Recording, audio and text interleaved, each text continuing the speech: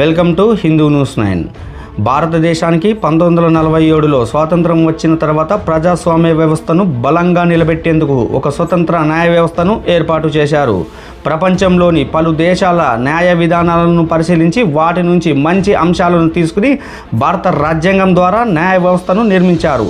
ఇటీవల కాలంలో బ్రిటిష్ కాలం నాటి చట్టాలకు బదులుగా కొత్తగా భారత న్యాయ సంహిత కూడా అమల్లోకి తీసుకొచ్చారు. ఇప్పుడు భారత న్యాయ వ్యవస్థ ఎలా ఏర్పడింది, ఎలాంటి దేశాల ప్రభావం ఉంది, కొత్త చట్టాలు ఎలా వచ్చాయి అనే అంశాలను తెలుసుకుందాం.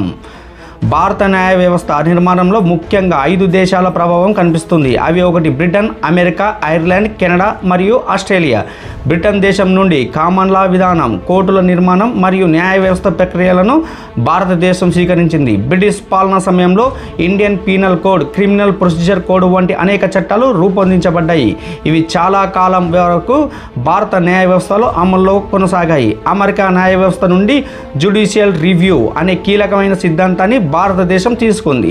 అంటే ప్రభుత్వం చేసిన చట్టాలు రాజ్యాంగానికి విరుద్ధంగా ఉంటే సుప్రీంకోర్టు వాటిని రద్దు చేసే అధికారం కలిగి ఉంటుంది. అలాగే పౌరుల ప్రాథమిక హక్కులను రక్షించే విధానం కూడా అమెరికా ప్రభావంతో రాజ్యాంగంలో చోటు చేసుకుంది.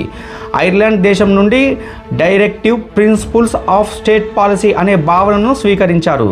ఇవి ప్రభుత్వానికి మార్గదర్శక సూత్రాలుగా పనిచేస్తాయి. అలాగే కెనడా మరియు ఆస్ట్రేలియా దేశాల ఫెడరల్ విధానం నుండి కేంద్రం మరియు రాష్ట్రాల మధ్య న్యాయ నిర్మాణాన్ని రూపొందించారు. 1950 జనవరి 26న భారత రాజ్యాంగం అమల్లోకి వచ్చిన తర్వాత దేశంలో అధికారికంగా న్యాయ వ్యవస్థ ఏర్పడింది.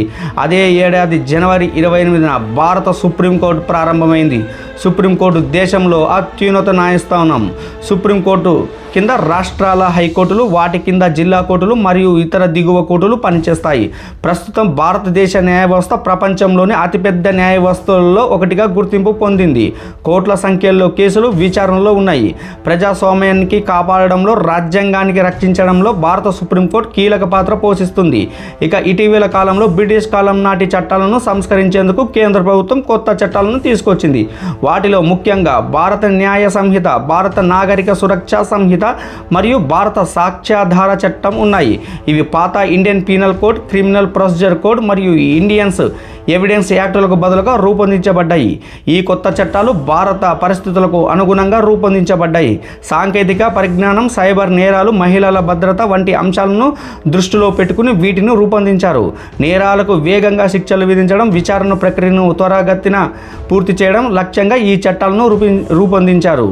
స్వాతంత్రం తర్వాత బ్రిటన్, అమెరికా, ఐర్లాండ్, కెనడా మరియు ఆస్ట్రేలియా దేశాల న్యాయ సూత్రాలను అనుసరించిన రూపొందించిన భారత న్యాయ వ్యవస్థ ప్రస్తుతం ప్రపంచంలో ప్రముఖ స్థానాన్ని సంపాదించి కాలానికి అనుగుణంగా మార్పులు చేస్తూ కొత్త భారత న్యాయ సంహితను అమల్లోకి తీసుకువచ్చి న్యాయ వ్యవస్థను మరింత ఆధునికంగా మార్చే దిశగా భారతదేశం ముందుకు సాగుతుంది. ఇదే నేటి భారత న్యాయ వ్యవస్థ యొక్క సంపూర్ణ చరిత్ర. జై హింద్, భారత్ మాతకు జై.